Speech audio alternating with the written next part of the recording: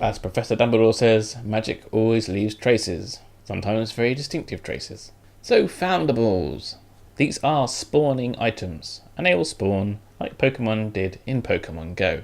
Spawns are tied to the weather, time of day, and moon phase, and biome. So the biomes where these Foundables occur are listed as parks, banks, municipal buildings, college campuses, libraries, monuments, zoos, art galleries, and a few more. So our Foundable will show up as that kind of like magical trace. You then either click on it or walk onto the inner radius, which I'm not sure yet, or walk to the inner radius and click on it to begin your encounter. So artifacts. Nope.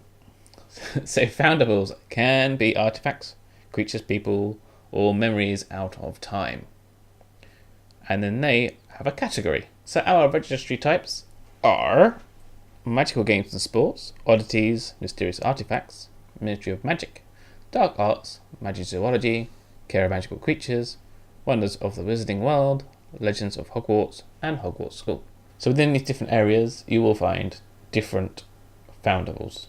So if you're playing in your local area all the time, you're just going to find the same ones. So you will need to travel a little bit to complete your collection. So what can we expect from a Foundable? What examples do we have? Well, we have a Demiguise, a Death Eater, a Dark Witch, and a Sorting Hat. So these are confirmed, okay? We also have a Dementor. This is an example of something being pulled from a different time period.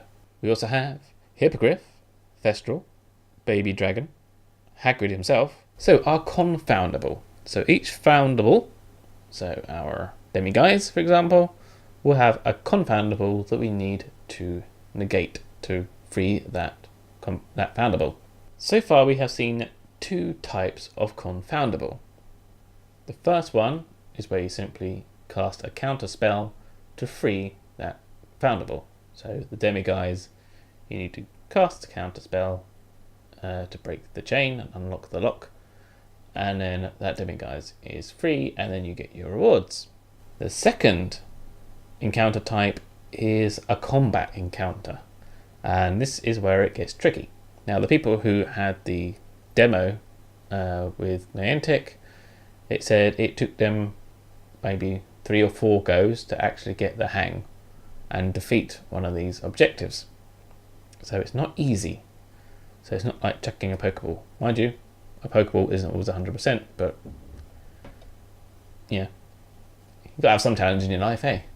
So your success at overcoming either the caster spell or the engaging combat type is the accuracy and speed of your trace.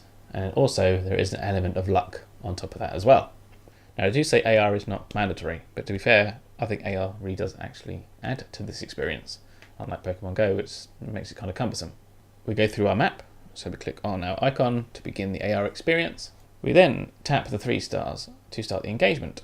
At this point, the threat level is displayed, and you have the chance to drink a potion to buff yourself, okay? At the top of the screen, we have an orange bar. This is our accuracy and potency of the spell that we cast. So the longer we take, that drops down.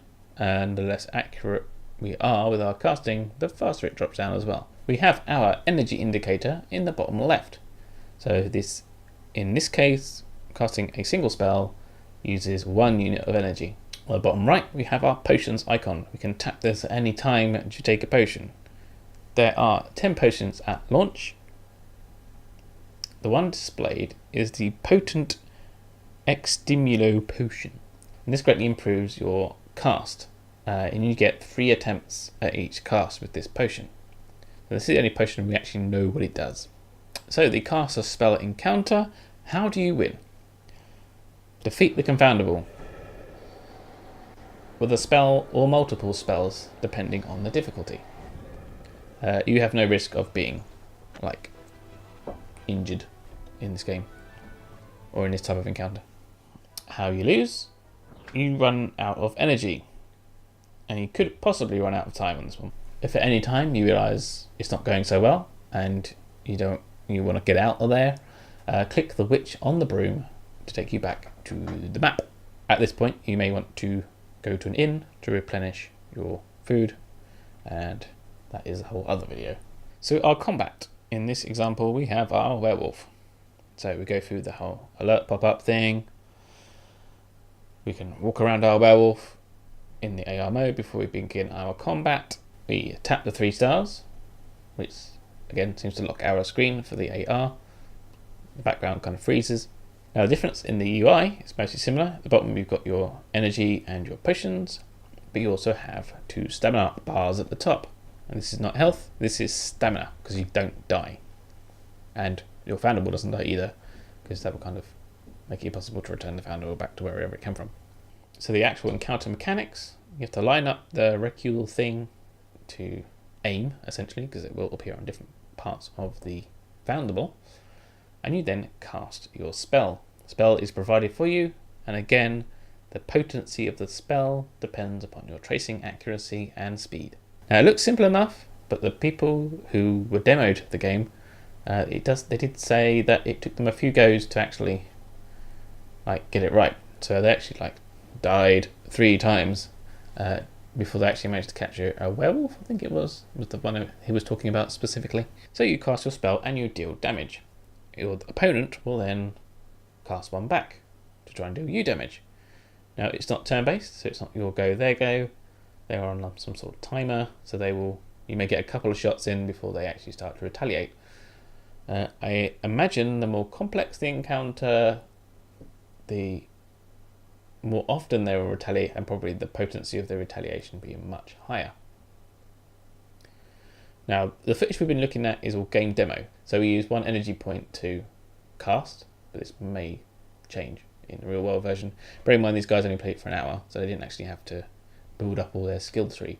So I think a lot of it was nerfed in order to give them the game experience. So yeah, your opponent will retaliate, and then you have to cast Protego. So the retaliation isn't instant like that, like it is in Pokemon Go. It will, as the werewolf lunges forward, there's a slow-mo that gives you the chance to actually perform your Protego. Protego isn't 100% effective, so in the demo we see here, you get 5 units of damage from that werewolf, even though you successfully use Protego. So in our demo, we don't actually see a failed Protego, so we don't actually know what the real damage that would have been caused was. I imagine it was significantly more than 5 units of damage, so maybe it's 1 or 2 swipes and you're a goner. So yeah, definitely a challenge, which is good, because spinning Pokeballs all day is kind of dull. Although to be fair, I'm still rubbish at getting excellent Pokeballs. So how you win the combat encounter is you remove all the stamina from your opponent. The one way of winning. How you lose, you run out of energy, so you can't cast anymore. You run out of stamina, so you're dead. Or you run out of time. I can find a better way of saying that.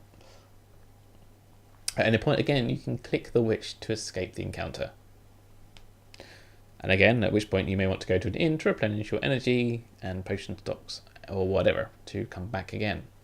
So other than just these 2 types of encounters, we have something else. Details are quite vague currently, so keep an eye on the playlist for further details. One encounter is the mysterious vanishing of a group named the London Five. Gameplay shown includes lots of chatter between new NPCs. Mechanic for this is currently unknown. This could also be our first indication of an episode we need to solve for the storyline. A term used is called a landmark event. So we have at least 100 encounters at time of launch. So it should keep us quite busy, because you have 100 times the amount of times you've got to collect the stickers, and then you have your skill tree on top of that. So you could, repetition is always going to add something to your game. If things are a bit sparse in your area and you're not getting many things cropping up, you can use things called dark detectors, and these work much in the same way as lures do through Pokemon Go. Dark detectors can be purchased through the in-game store, but if it's anything like the way Pokemon Go works, you might be able to use some of those rewards you get to buy one for free.